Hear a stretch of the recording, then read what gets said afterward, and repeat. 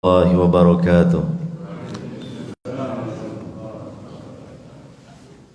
حمدا كثيرا طيبا مباركا فيه كما يحب ربنا ويرضاه. أشهد أن لا إله إلا الله وحده لا شريك له وأشهد أن محمدا عبده ورسوله صلى الله عليه وعلى آله وصحبه أجمعين ومن تبعهم بإحسان إلى يوم الدين. أما بعد. Hadirin wal hadirat, para bapak, para ibu, saudara-saudari sekalian yang semoga senantiasa mendapatkan rahmat dan taufik dari Allah Subhanahu wa ta'ala. Alhamdulillah, dengan rahmat dan taufiknya pada kesempatan subuh di hari ini kita masih diberi kesempatan oleh Allah Subhanahu wa ta'ala,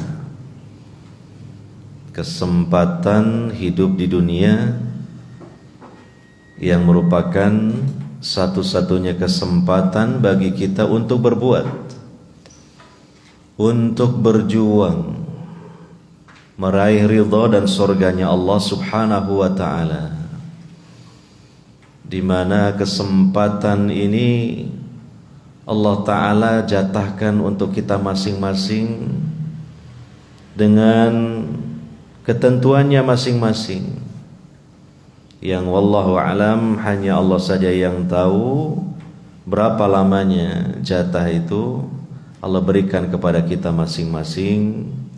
Yang jelas dan pasti, seiring dengan perjalanan waktu, berjalannya hari, maka kesempatan itu semakin menipis dan pada saatnya nanti pasti habis. Oleh karenanya kita berusaha untuk tetap istiqomah di atas Islam, di atas iman, dan senantiasa menjalankan ibadah, menjalankan pendekatan diri kita kepada Allah Subhanahu wa ta'ala. Itulah satu-satunya pilihan bagi kita di dalam mengisi kesempatan yang Allah Ta'ala berikan kepada kita, dan juga seraya kita senantiasa berdoa kepada Allah Subhanahu wa ta'ala agar Allah Subhanahu wa ta'ala mencurahkan rahmat dan taufiknya kepada kita semua, sehingga kita istiqomah dalam Islam, iman, dan menjalankan ibadah kepada Allah Subhanahu wa ta'ala. Namun alhamdulillah, yang kedua, kita bersyukur kepada Allah Subhanahu wa ta'ala bahwa pada kesempatan di hari ini kita diberi kemudahan dan juga taufik oleh Allah Subhanahu wa ta'ala memulai hari ini dengan ibadah kepada Allah Subhanahu wa ta'ala. Bangun tidur, baca doanya, ambil air wudhu, sholat malam, sholat witir, berangkat ke masjid, sholat sunnah qabliyah, sholat subuh berjamaah, dan dilanjutkan kita juga hadir di majlis ilmu, majlis zikir yang paling utama. Mudah-mudahan dengan niat kita yang ikhlas karena Allah Subhanahu wa ta'ala, Allah berkenan menerimanya, dan Allah jadikan sebagai sebab dan wasilah kita meraih ridha, rahmat, dan surganya Allah Subhanahu wa ta'ala. Hadirin wal hadirat yang dimuliakan oleh Allah Subhanahu wa ta'ala, kajian kita pada kesempatan kali ini melanjutkan serial kajian tentang fikih al-asmaul husna, memahami makna dan kandungan di balik nama-nama Allah yang mulia, nama-nama Allah yang indah, yang disebut dengan al-asmaul husna. Pada pembahasan yang lalu kita telah membahas nama Allah Al-Malikul Malik, ya. Allah yang maha merajai atau Allah yang maha menguasai. Kemudian berikutnya, dan kita temukan di dalam ayat-ayat Al-Quran bahkan, di antara nama-nama Allah Al-Asmaul Husna yang lainnya adalah Ar-Razzaqu, Ar-Raziqu. Ya. Dan ini sepertinya tidak asing di telinga kita ya. Ar-Razzaqu. Jadi zainya di tasydid ya. Ar-Razzaqu. Dan juga sekaligus sama dengan hal itu adalah Ar-Raziqu. Allah yang maha memberi rizki ya. Nama Ar-Razzaq disebutkan dalam Al-Quran pada beberapa ayat. Di antaranya di dalam surah Ad-Dzariyat ayat 58. Innallaha huwar razzaqu dzul quwwatil matin. Sesungguhnya Allah dialah yang maha pemberi rizki, yang mempunyai kekuatan lagi sangat kokoh. Nah, di situ kita menemukan nama Allah Ar-Razzaqu, Allah yang maha pemberi rizki. Demikian di surah lain, yaitu surah Al-Jumu'ah ayat 11, Allah Ta'ala berfirman, Wallahu khairur raziqin. Dan Allah sebaik-baik pemberi rizki. Demikian di surah Al-Hajj ayat 58, hampir sama dengan yang di surah Al-Jumu'ah ayat 11, Wa innallaha lahuwa khairur raziqin. Dan sesungguhnya Allah adalah sebaik-baik pemberi rizki. Demikian di surah Al-Maidah ayat 114. Warzuqna wa anta khairur raziqin. Berilah rizki kepada kami, dan engkaulah pemberi rizki yang paling utama. Nah, ini di dalam beberapa ayat di Al-Quran ya, disebutkan nama Allah Ar-Razzaqu ya. Allah yang maha pemberi rizki ya. Sepintas dapat kita pahami bahwa ya hanya Allah saja yang memberikan rizki kepada kita, bahkan kepada seluruh makhluknya di alam semesta ini. Tidak ada yang lain. Dan di dalamnya juga mengandung sifat bahwa Allah itu pemberi rizki. Ini juga bagian dari rububiyah Allah subhanahu wa ta'ala. Karena makna rububiyah itu adalah Allah satu-satunya yang mencipta, Allah satu-satunya yang memiliki dan menguasai alam semesta, Allah satu-satunya yang mengatur rizki di alam semesta. Nah, ini harus kita yakini dengan mantap di dalam hati kita, dan ini termasuk akidah ya.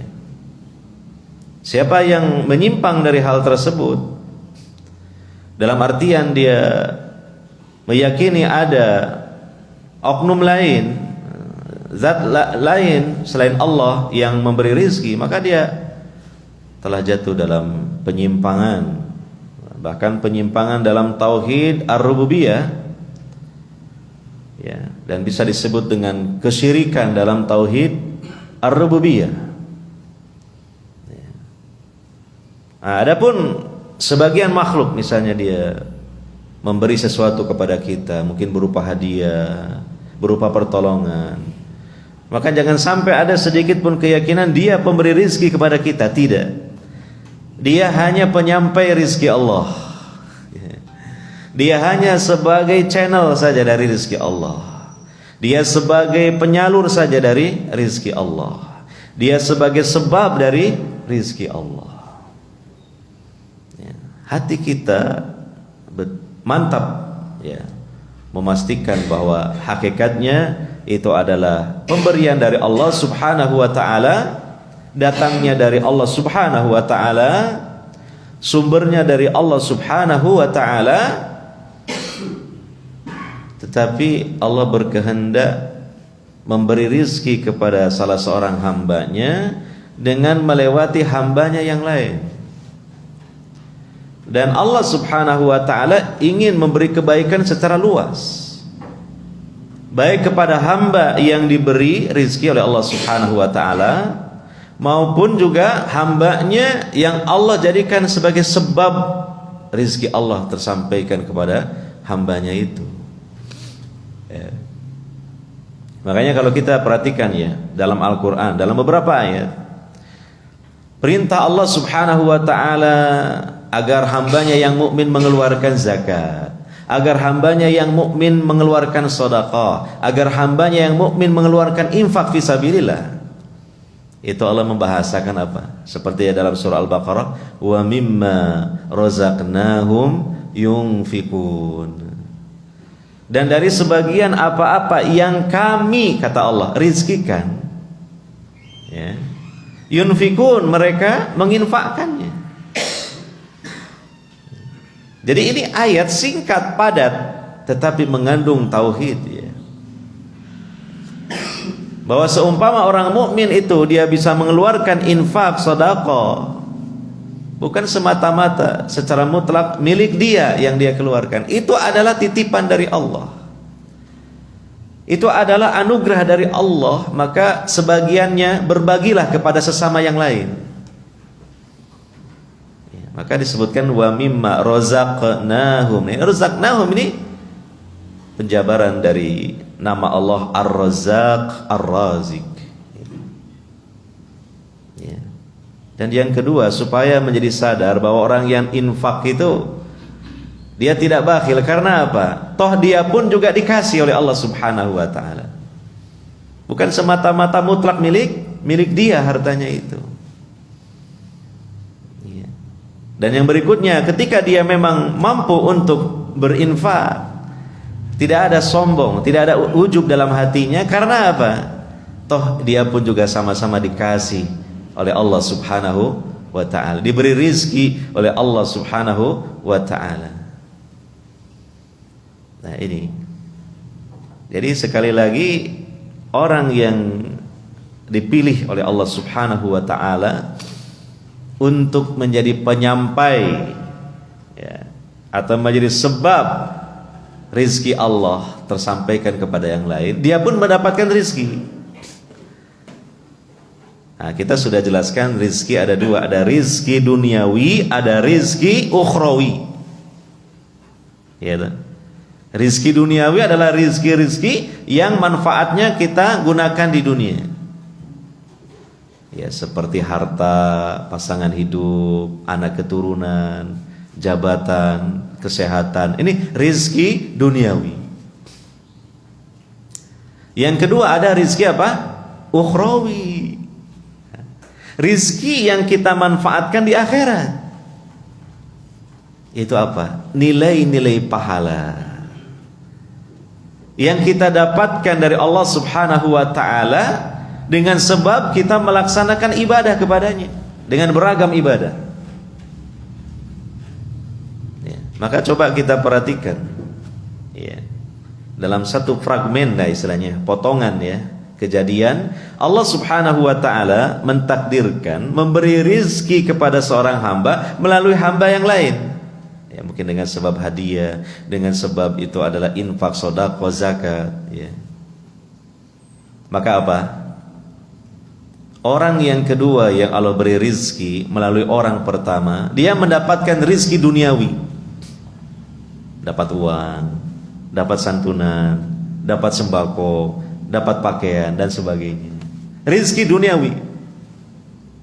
Nah, orang yang pertama yang menyalurkan rizki Allah itu, dia dapat rizki ukhrawi dengan keikhlasannya. Ini sebagai sedekah, ini sebagai infak, ini pertolongan saya untuk dia. Nah, maka kira-kira rizki yang paling utama didapat oleh orang yang mana? Orang yang pertama dia mendapatkan dari Allah Subhanahu wa taala itu karena dia mendapatkan rizki ukhrawi. Jadi yang paling diuntungkan adalah orang yang bersedekah daripada yang disedekahi. Orang yang paling beruntung adalah orang yang mengeluarkan zakat, muzaki daripada mustahik zakat. Oleh karena Nabi SAW dalam hadis mengatakan, al-yadul ulya khairum minal yadis sufla. Tangan yang di atas lebih baik daripada tangan yang di bawah. Artinya yang memberi lebih utama daripada yang diberi. Muzaki lebih utama daripada mustahik. Orang yang bersedekah lebih utama daripada yang disedekahi. Kenapa? Karena orang yang pertama dapat rizki ukhrawi berupa pahala dari Allah Subhanahu wa taala, adapun orang kedua dapat rizki duniawi. Makanya jangan sampai ada pikiran, wah enak ya, saya susah payah bekerja, ya, banting tulang, peras keringat banting tulang. Setelah dapat harta, enaknya saja dia cuma dikasih dari saya. Walaupun dikasih itu kan sebagian kecil tau dari hartanya. Bukan semuanya, bukan juga sebagian besar, sebagian kecil. Tapi terkadang muncul terbersit dalam pikiran kita, enaknya ya cuma nerimo begitu. Saya loh yang sengsara, saya yang susah, saya yang berusaha untuk mendapatkannya. Ingat, dua-duanya dapat rizki. Kalau ikhlas, dua-duanya dapat rizki. Orang yang memberi justru rizkinya lebih besar lagi. Karena apa? Rizki ukhrawi. Bahkan lebih daripada itu, insya Allah juga akan diikuti dengan tambahan rizki duniawi. Karena orang yang sedekah, orang yang mengeluarkan zakat, Allah akan tambahkan nikmatnya untuk dia. La in syakartum la azidannakum. Wa ma anfaqtum min syai' fa huwa yukhlifu wa huwa khairur razikin. Dan apa saja yang kalian infakkan di jalan Allah, berupa sesuatu apapun, ya, maka Allah pasti akan menggantinya. Dan Allah sebaik-baik yang memberi rizki. Allah akan mengganti, para ulama tafsir menjelaskan, mengganti di dunia dan di akhirat. Artinya Allah akan membalas dengan memberi dia dua rizki sekaligus, rizki duniawi dan juga rizki ukhrawi. Ini kembali juga kepada bagian dari penjabaran Allah, Ar-Razzaqu Ar-Raziqu. Ya, maka segala-galanya lah Allah itu dalam hal pemberian kembali semuanya kepadanya. Adapun manusia, ya ini hanya sekedar sebab saja. Ya, oleh karenanya hamba Allah yang bertauhid tidak bergeser ketauhidannya, sekalipun dia banyak mendapatkan kebaikan dari sesama manusia. Karena apa? Dia tahu hakikatnya bukan dia yang ngasih, Allah Subhanahu wa ta'ala. Maka tidak perlu dia menjilatlah kepada atasannya gitu, sehingga berlebih-lebihan, sehingga mau menuruti apa maunya sekalipun melanggar aturan Allah. Karena apa? Saya sudah banyak dikasih sama dia. Namanya istilahnya gratifikasi. Jangan. Hamba Allah yang bertauhid, dia yakin itu hanya sebab saja. Toh dia pun dapat rizki dari Allah melebihi dari yang saya dapatkan. Dia dapat rizki ukhrawi. Andaikan dia memang dalam pemberiannya ikhlas, gitu. Ikhlas karena Allah. Iya. Nah, kalau di dalam hadis, ya, kita akan menemukan juga nama Allah Ar-Razik itu, ya. Seperti yang disebutkan dalam kitab-kitab Sunan maupun Musnad, ya, di antaranya Musnad Imam Ahmad dari sahabat Anas bin Malik radhiyallahu anhu. Beliau berkata, siapa? Sahabat Anas bin Malik radhiyallahu anhu. Harga barang naik pada zaman Rasulullah sallallahu alaihi wasallam. Nah, ini kita kan kadang mengalami peristiwa begitu, ya. Ya. Wah, harga-harga barang-barang bahkan bahan-bahan makanan ini serba naik di pasar gitu. Yang paling tahu ini yang sering berkunjung ke pasar. Mungkin ibu-ibu ya. Ya. Harga-harga pada naik ini. Lombok ini naik 100%. Harga daging naik 100%. 2 kali lipat. Jadi ini wah susah ini kita ya. Gitu kan? Nah, jadi ini bukan hal yang baru begini ini. Di zaman Nabi pun terjadi hal seperti itu. Harga-harga di pasaran melonjak, naik. Ya. Maka manusia berkata, nah ini coba kita perhatikan. Ini ilmu buat kita ya. Ketika menghadapi melonjaknya harga-harga barang, BBM naik dan sebagainya lah. Ini kan? Wahai Rasulullah, alangkah baiknya kalau Anda yang menentukan harga. Jadi sampai seperti itu kan ya? Karena Rasulullah SAW ketika itu imam mereka dalam urusan agama dan urusan-urusan dunia mereka untuk mendapatkan keputusan yang terbaik tentunya dari Rasulullah SAW. Maka apa respon Rasulullah SAW? Rasulullah SAW bersabda, ya. Jadi tidak kemudian, baiklah kalau begitu saya akan, kalau kita ya evaluasi kembali itu harga-harga barang, nanti akan didapatkan harga yang memuaskan misalnya. Tidak begitu Rasulullah SAW. Tapi menyampaikan ilmu yang berisikan ilmu tauhid malahan. Kelonjakan harga barang-barang dikaitkan dengan ilmu tauhid. Gitu. Begini sabdanya, Innallaha huwal khaliqul qabidul basitur razikul musa'ir. Wa inni la arju an alqallaha wa la yatlubuni ahadun bimadlamatin dhalamtuha iyyahu fi damin wala mali. Ya. Yang artinya sesungguhnya Allah adalah zat yang maha pencipta, Al-Khaliqu, sudah kita bahas ya. Salah satu dari Al-Asmaul Husna, yang maha menggenggam, Al-Qabidu. Dan Allah juga punya tangan dan Allah juga menggenggam ya, dengan tangannya. Ya. Al-Basitu yang membentangkan, dan makna Al-Qabidu, Al-Basitu ya. Ada kalanya Allah kepada sebagian hambanya itu rizkinya digenggam, artinya tidak banyak Allah berikan, dipersempit rizkinya, artinya sedikit lah rizkinya. Ada kalanya Al-Basit, Allah membentangkan rizkinya dengan tangannya. Makanya dalam kenyataannya kadangkala kita berpikir ya, ada orang itu jenis pekerjaan yang digelutinya sama misalnya ya, upayanya sama, waktu yang digunakan sama, tapi tidak sama. Yang satunya kaya, yang satunya belum kaya. Bahkan kadang seumur hidup tidak kaya-kaya. Nah ya kan?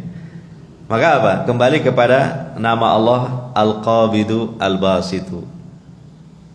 Ada yang memang disedikitkan rezeki hartanya, ada yang diluaskan. Maka betul orang mengatakan ya, pekerjaan bisa ditiru tapi nasib sendiri-sendiri. Ya. Bisa kita, oh dia kaya, apa yang usahanya? Coba kita tiru. Ternyata tidak sama hasilnya dengan dia. Padahal mohon maaf ya, dia SD aja nggak lulus, saya S1, sarjana, lulusan ekonomi lagi, jurusan ekonomi SE, iya, SE gitu. Tapi kenapa ya kita mengikuti dia dalam satu bisnis, tapi dia sukses lah ya, berlimpah, dia mendapatkan keuntungan. Nah, saya kok seret gitu kan. Nah itu kembali kepada takdir Allah, kembali kepada kehendak Allah ya. Karena Allah itu Al-Qabidu Al-Basitu, bisa menyempitkan pemberiannya, bisa juga apa?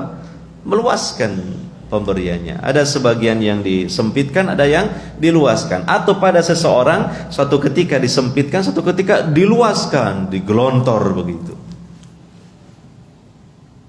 Enggak semata-mata karena ikhtiarnya, enggak semata-mata itu. Maka kadang kita juga terheran-heran, ada orang enggak terlalu ngoyoh lah, bisnisnya kerjanya nyantai tapi uangnya banyak gitu kan. Ada si ngoyoh, ya uangnya ya segitu-gitu aja gitu kan. Nah, maka hakikatnya kembali kepada apa? Al-qabidu al-basitu. Dan kekayaan harta tidak menentukan derajat di sisi Allah Subhanahu wa taala. Yang menentukan itu kekayaan iman, kekayaan ketakwaan. Inna akramakum indallahi atqakum. Bukan menjadi ukuran kesolehan di sisi Allah Subhanahu wa taala banyaknya ataupun sedikitnya harta. Tapi yang menentukan apa? Banyak dan sedikitnya nilai keimanan dan ketakwaan kepada Allah Subhanahu wa taala. Nah, ada kalanya orang kafir, kadang si kafir fulan misalnya berlimpah hartanya, sementara si mukmin fulan sedikit hartanya. Nah, itu tadi al-basitu al-qabid. Semua yang terjadi di alam semesta ini tidak lepas bagian dari penjabaran Asmaul Husna, nama-nama Allah yang indah, yang sempurna. Nah, kemudian Ar-Raziqu, yang maha memberi rizki tadi ya, yang sedang kita bahas itu ya.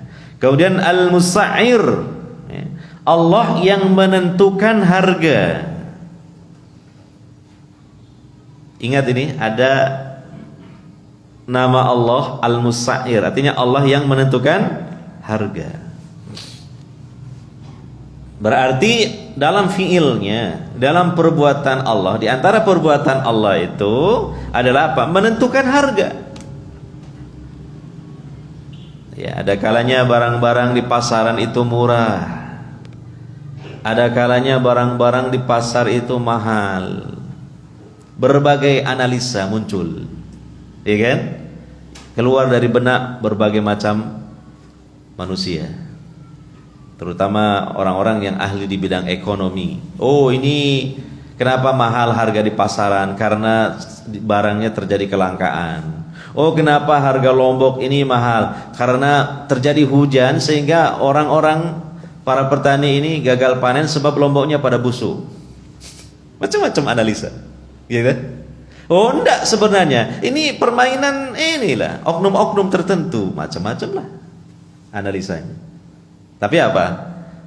Apapun analisa penjelasannya, hakikatnya apa? Allah yang memang berkehendak untuk menentukan harga. Allah Al-Musa'ir itu.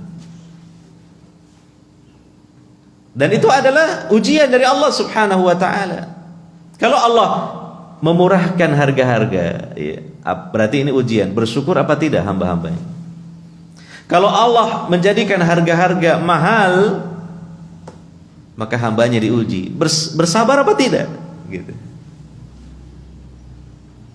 Ya, memang secara dohirnya yang menentukan harga mungkin keputusan aparat, keputusan pemerintah, keputusan menteri perekonomian dan perdagangan, mungkin begitu. Tetapi hakikatnya siapa? Allah Subhanahu wa taala yang menentukan harga itu. Makanya apa? Kalau sudah dikembalikan kepada Allah, berarti ini adalah ujian dari Allah. Ya, bagaimana kita menghadapi ujian dari Allah? Ya, bersabar. Ya. Maka disebutkan di dalam Al-Quran kan, walanabluwannakum bisyai'in minal khawfi wal ju'i wa naqsim minal amwali wal anfusi was samarat wa basyiris sabirin alladzina idza asabatu musibah qalu inna lillahi wa inna ilaihi raji'un ulaika alaihim salawatum min rabbihim wa rahmah wa ulaika humul muhtadun. Sungguh kami akan menguji kalian dengan sedikit saja. Al-khawf, ketakutan. Nah, takut gimana nanti anak saya, apakah dia dapat pekerjaan seperti saya? Nah, ada ketakutan, ada kecemasan. atau mungkin situasi negeri yang kurang aman. Nah, ini adalah ujian dari Allah Subhanahu wa taala. Walju, kelaparan. Ya. Wa naqsi minal amwal, krisis ekonomi. Ya. Wal anfus, ada orang yang kita cintai ini diambil oleh Allah Subhanahu wa taala, diwafatkan oleh Allah Subhanahu wa taala. Atau juga menimpa pada dirinya, mungkin diuji dengan sakit gitu. Ya.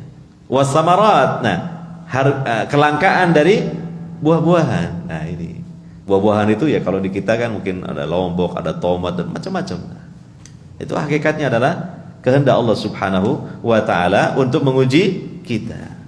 Tapi apa? Berilah kabar gembira bagi mereka yang bersabar, yaitu mereka yang ketika ditimpa musibah mereka mengatakan kalimat istirja, dan tentu mereka melaksanakan kandungan dari kalimat istirja itu, inna lillahi wa inna ilaihi rajiun. Mereka itulah orang-orang yang mendapatkan sholawat dari Allah Subhanahu wa taala dan rahmat, dan mereka adalah orang-orang yang mendapatkan petunjuk. Jadi hakikatnya itu ujian dari Allah Subhanahu wa taala. Apapun sebabnya lah, macam-macam sebab itu. Karena ini pernah terjadi di zaman Nabi sallallahu alaihi wasallam, lalu Nabi sallallahu alaihi wasallam menyampaikan bimbingan dan nasihat. Ya, Al-Musa'ir. Allah itu yang menentukan harga. Sehingga kita tidak berlebih-lebihan, capek-capek untuk gimana ini, kok begini, kok begitu gitu ya. Maka kembalikan kepada Allah, ya ini kita diuji oleh Allah Subhanahu wa taala untuk bersabar. Ya silakan berikhtiarlah memperbaiki mungkin keadaan ekonomi sesuai dengan kemampuan kita. Ya. Wa inni la arju an alqallah. Nah, kata Nabi sallallahu alaihi wasallam, dan aku berharap untuk bertemu Allah dalam keadaan tidak ada seorang pun yang menuntutku karena kezaliman yang aku lakukan kepadanya, baik dalam hal darah maupun dalam hal harta. Ini tentu nasihat buat kita, ya kan? Harapan Nabi, kalau Nabi berharap seperti itu, apalagi kita lebih berharap lagi. Nabi saja yang begitu mulia, Nabi saja yang mungkin tabulah melakukan kedoliman, begitu berharap bahwa ketika menghadap Allah tidak ada seorang pun yang menuntutnya, kata Nabi sallallahu alaihi wasallam, dalam hal apa? Darah dan harta. Apalagi kita yang lebih riskan jatuh dalam kedoliman tentunya. Ya. Dalam hal darah, mungkinlah kita mungkin tidak, tapi dalam hal harta,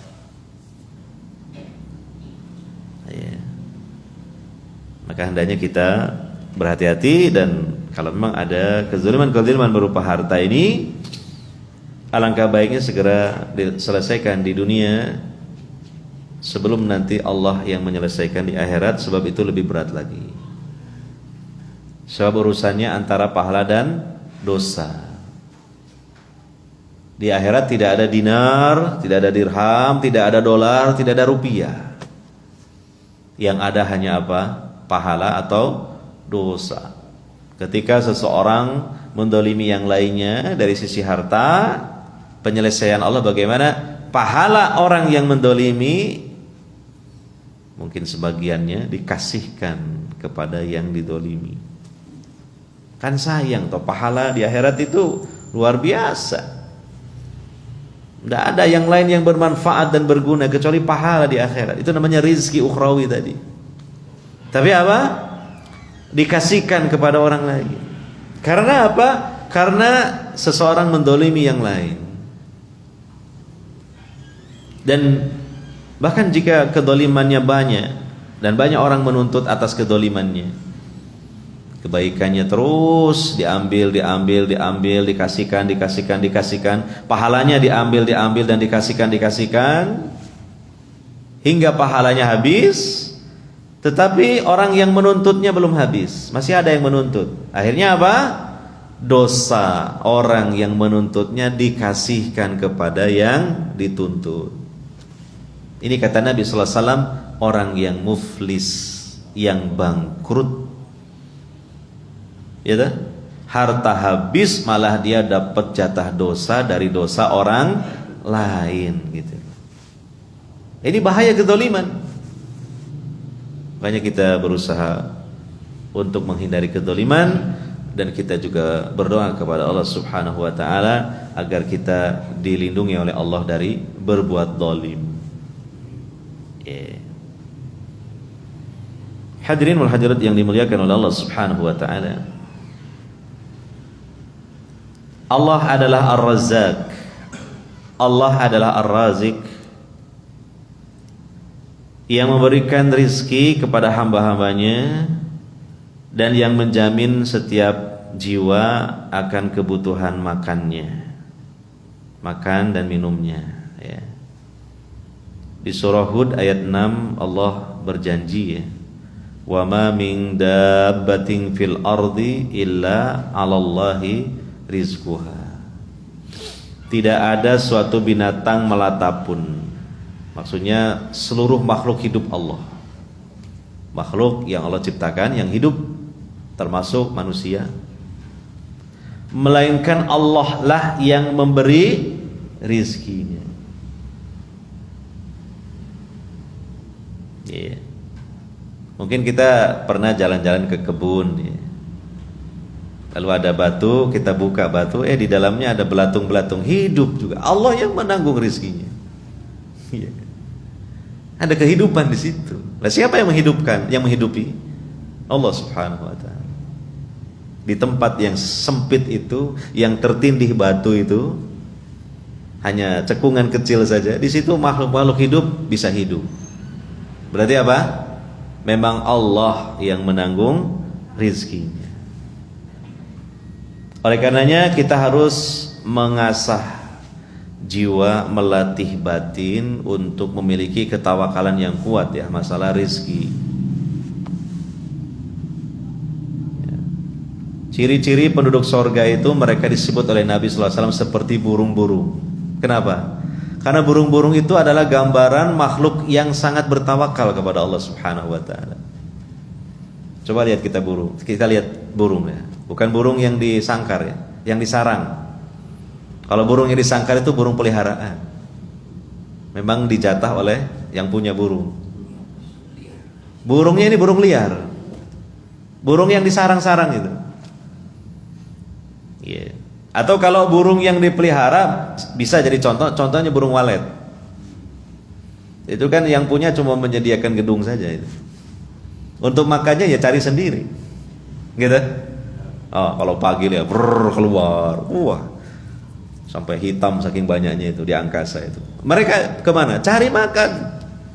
Terbang sana, terbang sini. Pagi-pagi seharian mereka cari makan. Sore harinya mereka kembali ke gedung itu, ke sarangnya itu, dalam keadaan perut mereka sudah kenyang, terisi. Nah, itu persis yang disabdakan oleh Nabi sallallahu alaihi wasallam dalam hadis ketika beliau menasihati Umar bin Khattab radhiyallahu anhu. Ya, "Lau annakum tatawakkaluna 'ala Allahi haqqa tawakkuli, la razaqakum kama yarzuqut thair, tagdu himasan wa taruhu bitana." Seandainya kalian bertawakal kepada Allah Subhanahu wa taala dengan sebenar-benar tawakal, Allah pasti akan memberikan rezeki kepada kalian sebagaimana Allah memberi rezeki kepada seekor burung. Pagi-pagi dia keluar dalam keadaan lapar, perutnya kosong, sore harinya kembali ke sarangnya dalam keadaan perutnya kenyang, terisi. Nah, kita belajar dari burung ini ternyata. Dalam hal apa? Ketawakalannya dalam masalah rezeki.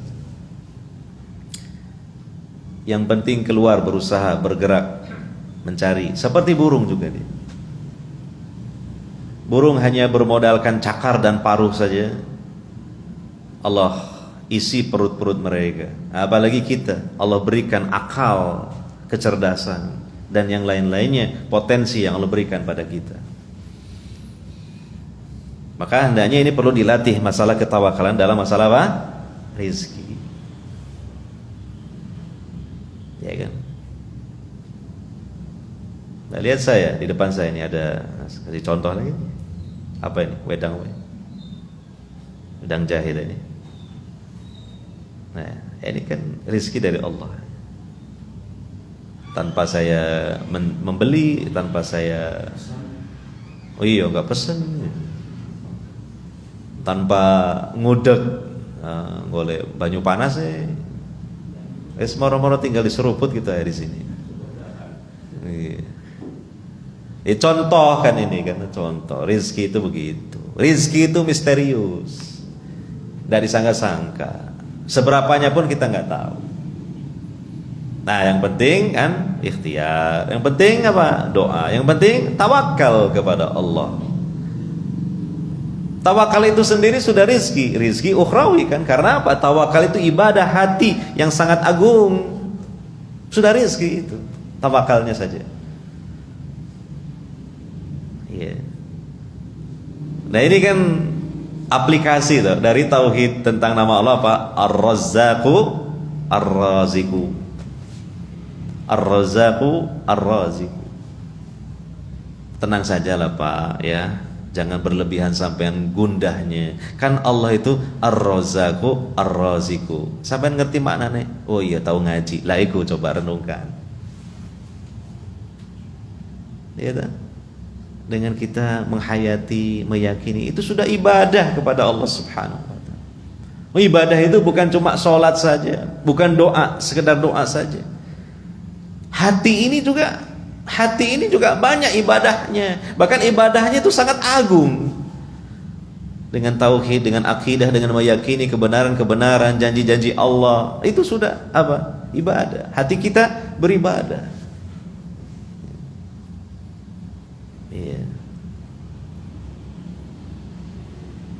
Wa ma min dabbatin fil ardi illa 'alallahi rizquha.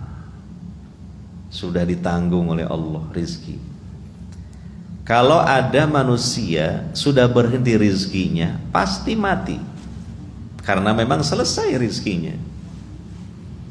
Nah, selagi dia masih hidup berarti rizkinya masih terus berjalan dan mengucur gitu. Begitu saja. Gitu.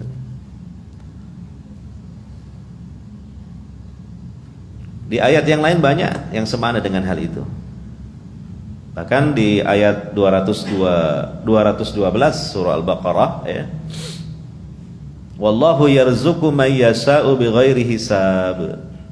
Dan Allah memberi rizki kepada orang-orang yang dikehendakinya tanpa batas. Ada yang gebiorkan rizki hartanya.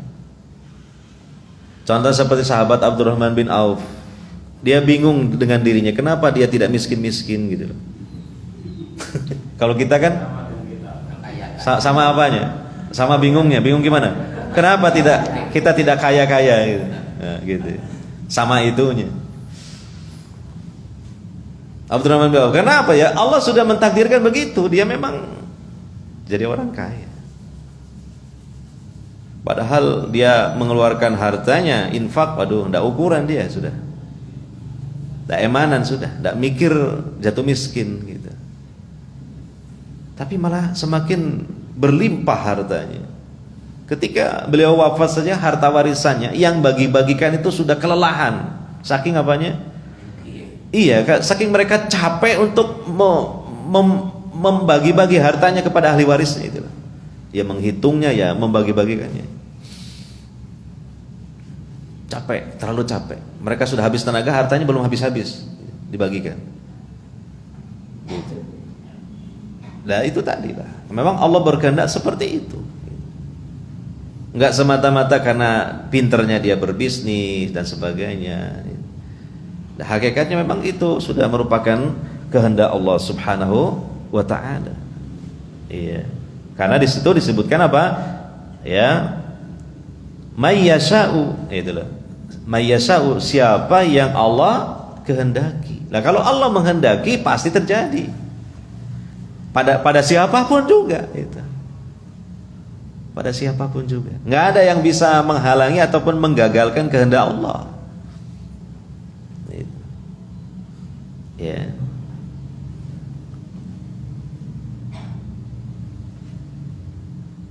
Nah ini hendaknya menambah kekuatan bagi kita di dalam hati kita ini, terutama masalah ketawakalan kita kepada Allah Subhanahu wa taala dalam masalah rizki, ya. Dan itu baru kita singgung rizki berupa harta. Padahal rizki itu maknanya luas, ya. Tidak hanya harta saja. Untuk urusan rizki duniawi saja juga banyak, ya. Kesehatan itu juga rizki. Bahkan kesehatan itu lebih mahal daripada harta. Buktinya ya Allah kasih pelajaran kepada kita. Ada di antara kita yang sakit keras, berobat kemana-mana, ya, diterapi ke mana-mana, belum kunjung sembuh. Padahal hartanya sudah habis, sampai rumahnya pun dijual, sampai bahkan kemudian harus berhutang, belum sembuh juga. Berarti apa? Jauh lebih mahal kesehatan itu daripada harta. Tidak bisa tergantikan dengan harta ternyata. Iya. Nah, makanya kita hendaknya ketika pada satu rizki itu mungkin sedang disempitkan, sedang sedikit, lihatlah pada rizki-rizki yang lainnya. Supaya apa? Supaya kita tetap menjadi hamba Allah yang pandai mensyukuri akan nikmatnya. Gitu. Ya, Allah memberi kesehatan, seluruh organ tubuh kita sehat, berjalan dengan baik, luar biasa. Memiliki organ tubuh yang lengkap, sempurna, berfungsi dengan baik, luar biasa. Iya. Kan ada toh orang kaya di Jawa Timur ini kan, ya, ginjalnya satunya rusak, ya kan. Akhirnya dia harus diganti dengan, ya, ginjal dari orang lain. Dibeli harganya berapa? Ya miliaran. Gitu loh. Miliaran gitu. Nah, sementara kita punya 2 ginjal, ini normal. Andaikan diduitkan, jual satu saja, langsung kita jadi orang kaya mendadak. Coba. Berarti kita ini kaya sebenarnya, cuma nggak merasa kaya, bahkan merasa aku orang termiskin di dunia. Itu baru 1 biji ginjal. Bagaimana kalau dua-duanya? Belum lagi organ-organ yang lain. Kalau nggak percaya coba, umpamanya ini, ada sayembara, ya, siapa yang bisa atau yang mau, ya, menjual matanya 1 biji saja, nanti diganti uang 1 triliun. Nah, kira-kira di Jamasin ada yang mau nggak? Oh, kan? Padahal seandainya kita sekarang ini dapat uang 1 triliun, berarti apa?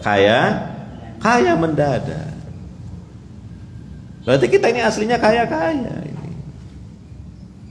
Iya. Itu kesehatan yang merupakan bagian dari rizki dari Allah Subhanahu wa ta'ala. Belum yang lain-lainnya. Ya, makanya kan disebutkan di dalam hadis Nabi sallallahu alaihi wasallam, standar orang kaya menurut Nabi itu ternyata beda dengan kita standarnya. Ya kan? Standar kita itu macam-macam loh. Ya Pak Zuli ya? Mungkin ya. Gitu. Standarnya macam-macam ya gitu kan.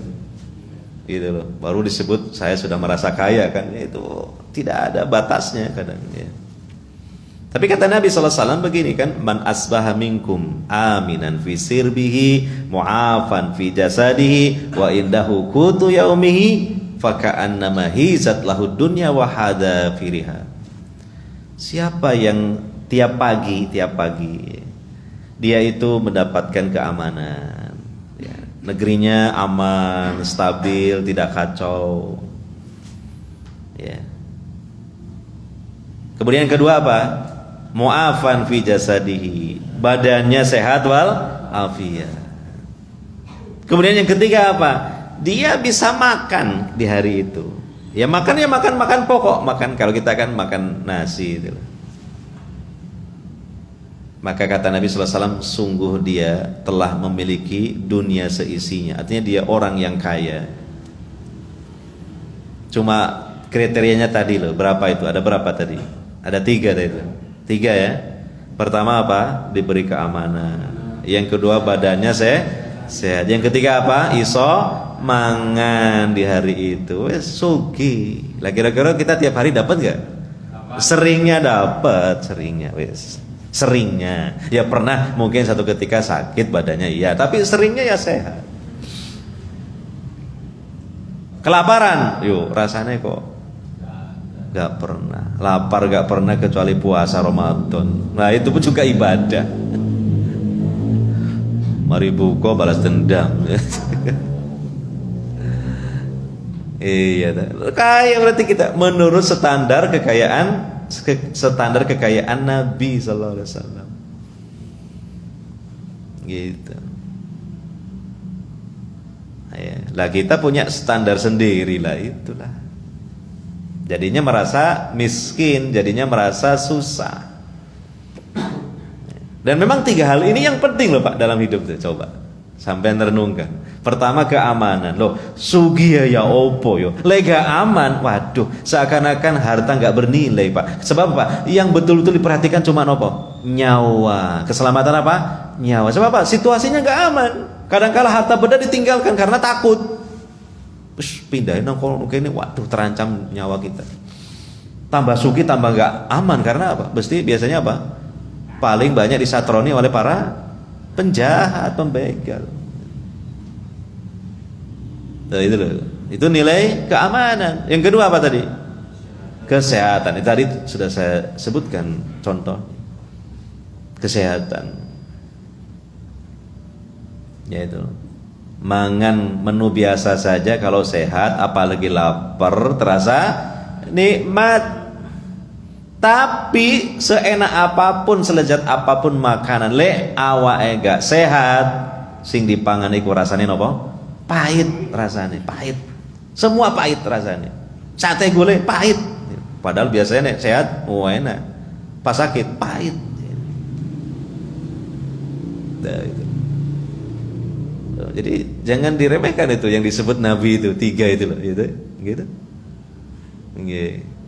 Lah yang ketiga napa? Bisa makan. Karena dengan kita bisa makan berarti kita punya tenaga untuk bekerja, untuk ibadah loh.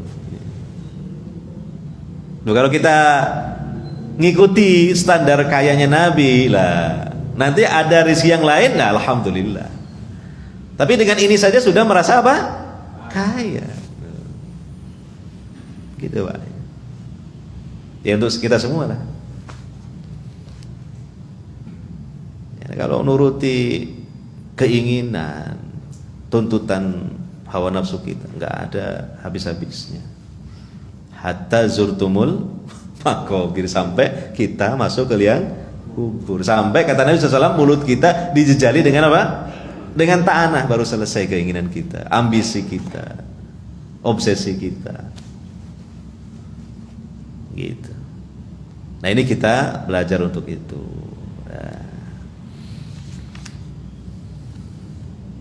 Dan bahkan ada keistimewaan bagi hamba-hamba Allah yang bertakwa, ya.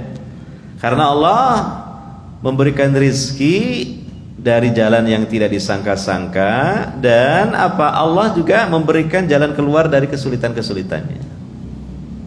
Dilihat dalam surah At-Tolaq ayat 2 dan 3. At-Tolaq ayat 2 dan 3. Ya. Wa may yattaqillaha yaj'al lahu makhraja wa yarzuqhu min haitsu la yahtasib.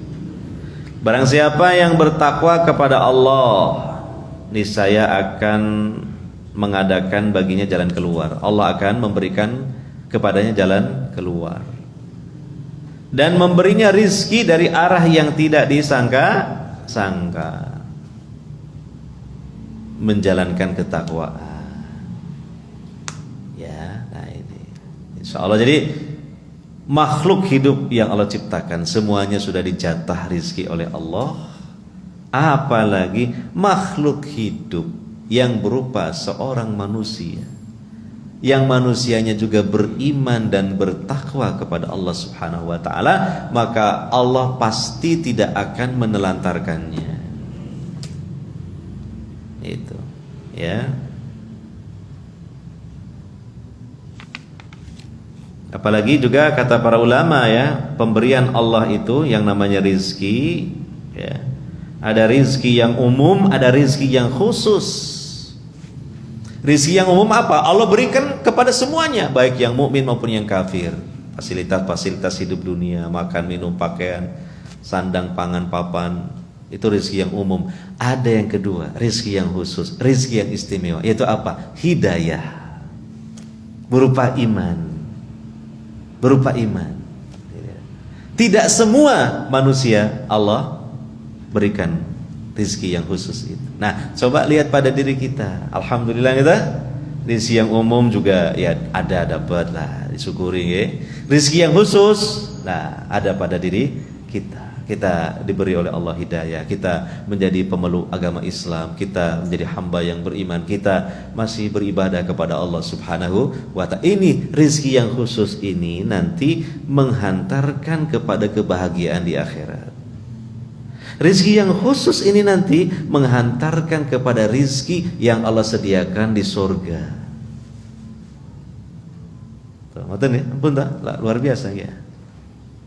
Nah, mudah-mudahan ya, dengan kajian kita pada kesempatan pagi hari di hari ini khususnya mengenai rizki, mengenai rasa kesyukuran kita kepada Allah Subhanahu wa ta'ala semakin tumbuh dengan subur, gitu? Sehingga hidup semakin tenang dan juga Allah semakin sayang kepada kita.